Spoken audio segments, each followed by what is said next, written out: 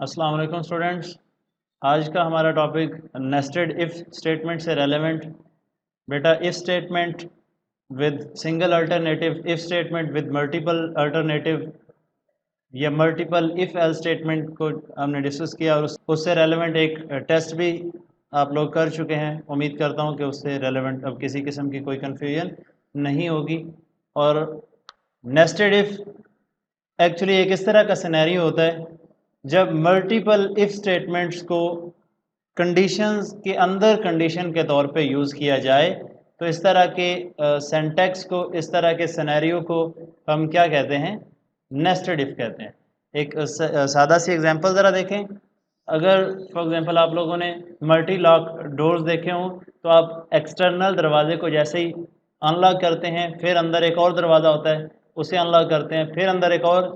तो यानी कि अगर सिक्योरिटी विद इन सिक्योरिटी, तो known as nested security. Same as अगर कंडीशन के अंदर और कंडीशन होगी, एक condition within condition, known as nested condition. तो सेम एज हम यूज़ कर रहे हैं इफ़ के साथ, an if statement within an if statement is called nested if statement. In nested structure, control enters to inner if only when the outer condition is true. अब यही वो concept है बेटा कि हमारा इनर इफ क्या होता है, आउटर इफ क्या होता है।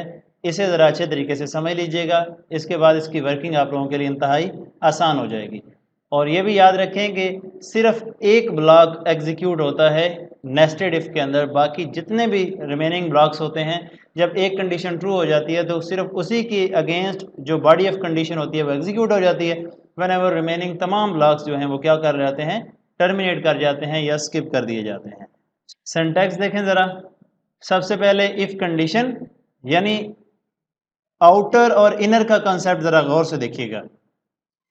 पहले आपने इफ़ कंडीशन सिंपल जैसे एल्स हम यूज़ करते आ रहे थे, और उसके बाद इफ़ की बॉडी डाल देंगे, सही। यानी यहाँ पे करली ब्रेस स्टार्ट कर लें इफ़ के बाद, और उसके बाद जैसे इसकी बॉडी क्लोज करोगे तो उसके बाद हम क्या यूज़ करते हैं? एल्स, यानी डिफ़ॉल्ट कंडीशन। नॉर्मल जो सिंटैक्स था ना इफ़ एल्स वाला, वही है। अब इफ़ कंडीशन की बॉडी के अंदर आप दोबारा इफ़ कंडीशन लगा दें तो देन ये कंडीशन विद इन कंडीशन हो जाएगी। तो इस तरह के सिंटैक्स को, इस तरह के सिनेरियो को जब मल्टीपल कंडीशंस के अंदर दोबारा यूज़ की जाती हूँ, मल्टीपल चेक पॉइंट्स के अंदर लगाए जाते हूँ, तो देन हम इसे नेस्टेड इफ का, नेस्टेड कंडीशन का नाम देते हैं। ओके। अब आउटर और इनर इफ या आउटर कंडीशन या इनर कंडीशन की बात समझ लें। तो आपकी जो इनर कंडीशन होगी, सबसे पहले तो ये देखें कि जो आपकी इनर कंडीशन होगी, इनर इफ होगा, वो तभी एग्जीक्यूट होगा जब आप लोगों की आउटर कंडीशन या आउटर इफ ट्रू होगा। सर समझ नहीं आई? देखें, अगर ये वाली जो कंडीशन है जिसे मैंने आउटर कहा, यानी जो पहली आपकी ऐसे समझ लें मेन कंडीशन वाली बॉडी है ना, मेन कंडीशन का पार्ट है, ब्लॉक है, वो आउटर कंडीशन कहलाता है। और उसके बॉडी के अंदर जो आपने दोबारा कंडीशन अप्लाई करवाई, वो इनर कंडीशन या इनर इफ के तौर पे याद किया जाता है, यूज़ किया जाता है।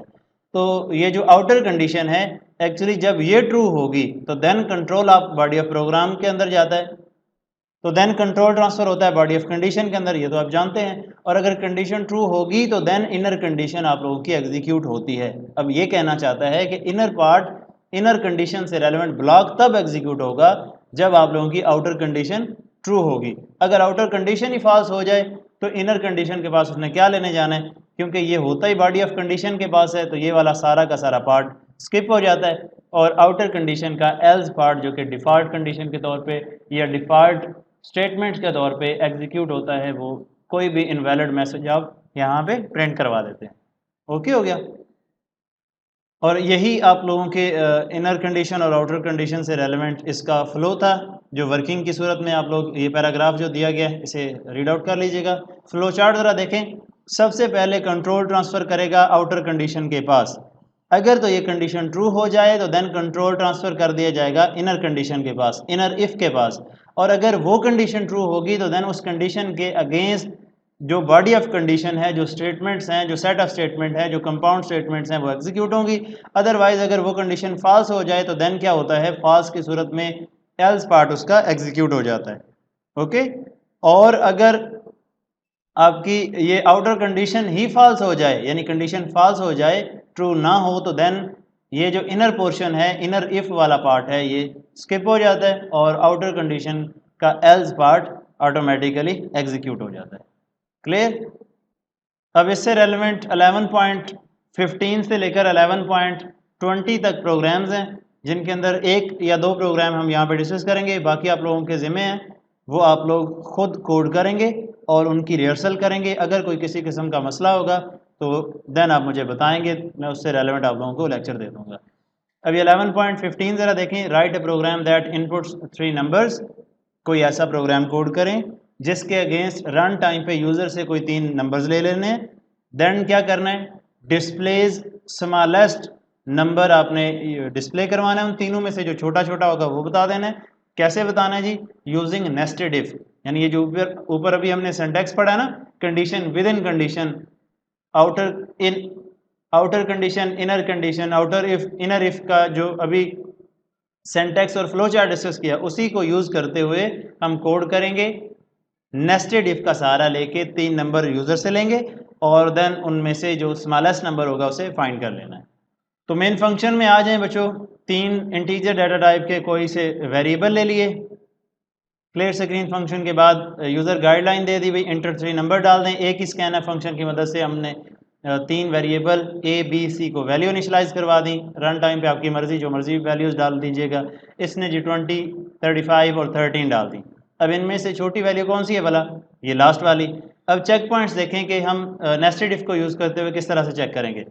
सबसे पहले कंडीशन ये बनेगी कि if A is less than B, यानी पहले दो के दरमियान कंपैरिजन करवाया जाएगा, और अगर हमारा ए बी से छोटा होगा तो देन हमने इसी ए को उठा करके सी के साथ कंपैरिजन करवा देना है, और अगर बी छोटा है ए से तो देन बी को कंपैरिजन करवा देना सी के साथ। इस तरह से हमें पता चल जाएगा कि इन तीनों में से छोटा नंबर कौन सा है।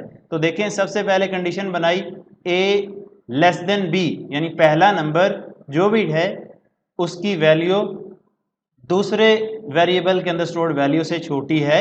अगर तो ये कंडीशन ट्रू हो जाएगी, सही, जैसे कि यहाँ पे उसने क्या पुट किया था, पहला 20, दूसरा 35, और ए के अंदर 20 है, बी के पास 35, तो 20 तो वाकई छोटा होता है 35 से, ये कंडीशन ट्रू हो जाएगी।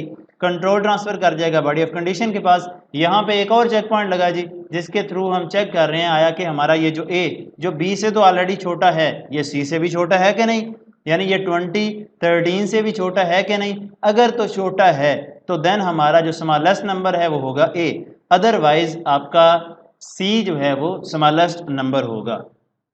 अब आपने सर बी के बारे में नहीं बताया, तो देखें बच्चों, आपका सी कब स्मॉलेस्ट नंबर हो जाएगा? अगर ए आपका छोटा छोटा नहीं होता तो बी की बात ही नहीं हो रही। यहाँ पे देखें, ए का सी के साथ कंपैरिजन होगा ही तब जब आप लोगों का ए बी से भी छोटा होगा, यानी कि ए लेस देन बी का मतलब यह है कि बी तो ए से भी बड़ा है, तो देन हमने ए को ही चेक करना है ना सी के साथ। तो इस तरह से आप लोगों का रिजल्ट स्मॉलेस्ट नंबर का निकल आएगा। और अगर आप लोगों की ये कंडीशन फॉल्स हो गई, यानी कि ए लेस देन बी, तो देन कंट्रोल ट्रांसफर कर जाएगा एल्स इफ पार्ट के पास, जिसके अंदर हम इस ए को बी के साथ तो चेक कर चुके हैं। यानी ए अगर फॉर एग्जांपल हमारा बड़ा हो बी से, तो देन चेक किया जाता है कि ए, देन हमें पता चल जाता है कि हमारा बी तो ए से छोटा है। अब क्या ये बी जो छोटा निकल आया पहली दो वैल्यूज में से, ये तीसरी वैल्यू से भी छोटा है कि नहीं, मीन ये कि बी सी से भी छोटा है कि नहीं। तो देन हम चेक पॉइंट लगाएंगे एल्स इफ पार्ट के अंदर कि if B is less than C, then हमारा बी सबसे छोटा नंबर होगा, अदरवाइज सी हमारा सबसे छोटा नंबर है।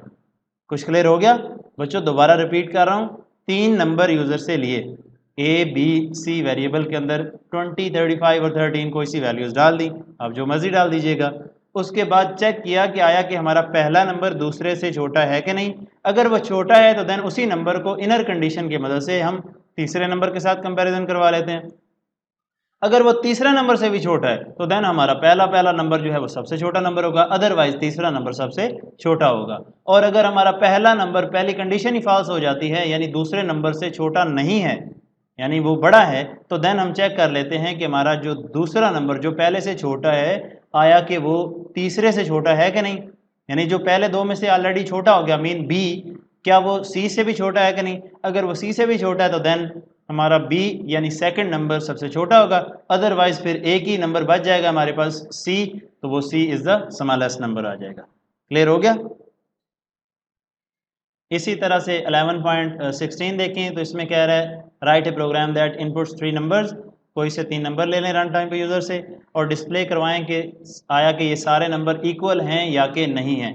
नेस्टेड इफ कंडीशन यूज़ करनी है और ये बाउंड्री याद रखिएगा, जहाँ पे यूजिंग नेस्टेड इफ कंडीशन लिखा हो वहाँ पे आप बाउंडेड हैं कि आपने nested if function he use करना है, आपने nested if conditions he use करनी है, आप अपनी मर्जी से इफ एल्स या सिंपल इफ को यूज़ नहीं कर सकते। ओके, अब इन तीनों नंबर्स की इक्वालिटी को चेक करने के लिए तीन नंबर्स रन टाइम पे यूजर से ले लिए, उसने 15, 25 और 30 डाल दिए, हमें पता चल रहा है कि ये तीनों बराबर नहीं है।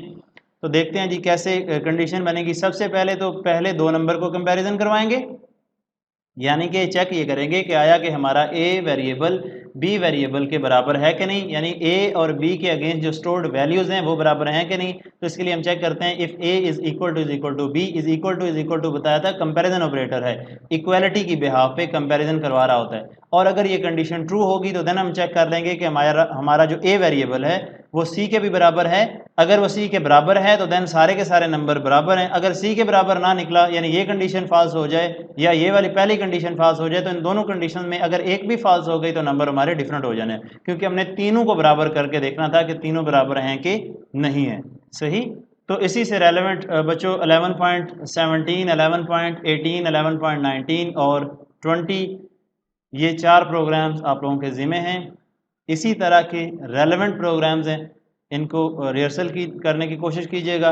कोई मसला बने, कोई किसी किस्म की कन्फ्यूजन हो, कोई क्वेश्चन हो तो लाजमी पूछ लीजिएगा। बिल्कुल अगर आप लोग रिहर्सल करेंगे तभी हम नेक्स्ट मूव कर पाएंगे, otherwise chapters Aahista Aahista close होते चले जाएंगे और प्रोग्रामिंग पोर्शन जैसे क्लोज होगा तो आपका चैप्टर प्रोग्रामिंग का भी क्लोज हो जाएगा, यानी आप बिल्कुल वहीं के वहीं होंगे जैसे चैप्टर नंबर 8 से पहले थे। सही, तो साथ साथ रिहर्सल करते जाएं। हर लेक्चर के अंदर मैं ये साथ साथ बता रहा हूँ बच्चों, रिहर्सल करें, प्रैक्टिकल करें, प्रैक्टिकल के बगैर किसी काम के नहीं होंगे। ये प्रोग्राम्स इतने ज़्यादा हैं कि ये सब के सब आपस में मिक्स हो जाएंगे। अगर आप लोगों ने प्रैक्टिकली रिहर्सल की होगी तो स्टेटमेंट पढ़ते ही आप कोड कर लोगे, यानी कि ये लाजमी नहीं कि प्रैक्टिकल लैब में ही काम आएंगे, ये आपको पेपर पॉइंट ऑफ व्यू से, फॉर एग्जांपल यही पेपर में आ जाता है लॉन्ग क्वेश्चन के हवाले से, तो आप लोगों को ये इंस्ट्रक्शन ऐसा याद नहीं रहेंगी, और अगर याद कर भी लोगे तो कहीं ना कहीं कोई ना कोई सेमी कॉलन कॉमे की गलती करोगे। और ये याद रखें कि अगर एक एरर कर दी, सिंटैक्स एरर जैसे कि बताया था, तो आपको एक नंबर भी नहीं मिलेगा। ये थ्योरी के हवाले से नहीं है कि भाई आधा क्वेश्चन ठीक है तो आधे नंबर मिल जाएंगे, ऐसा कोई सीन नहीं है। एक सैम्बल गलत डाल दी तो पूरे प्रोग्राम का नंबर एक भी नहीं मिलेगा, और अगर आपका प्रोग्राम ठीक है तो कोई माई का लाल एक नंबर भी नहीं काट सकता आपका। सही, तो ये फुल नंबर लेने के लिए आपको करना क्या होगा, सिर्फ प्रैक्टिकल करना होगा। रोज़ाना के 5, 6 या मैक्सिमम 7 प्रोग्राम्स होते हैं, या बाज़ का 2-3 प्रोग्राम्स होते हैं। इन्हें काइंडली डिबगर पे ऊपर से देख के बेशक कोड करें, लेकिन एक दफ़ा लाजमी तौर पे कोड कर लें।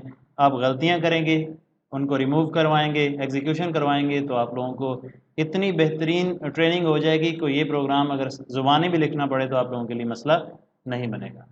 Thank you.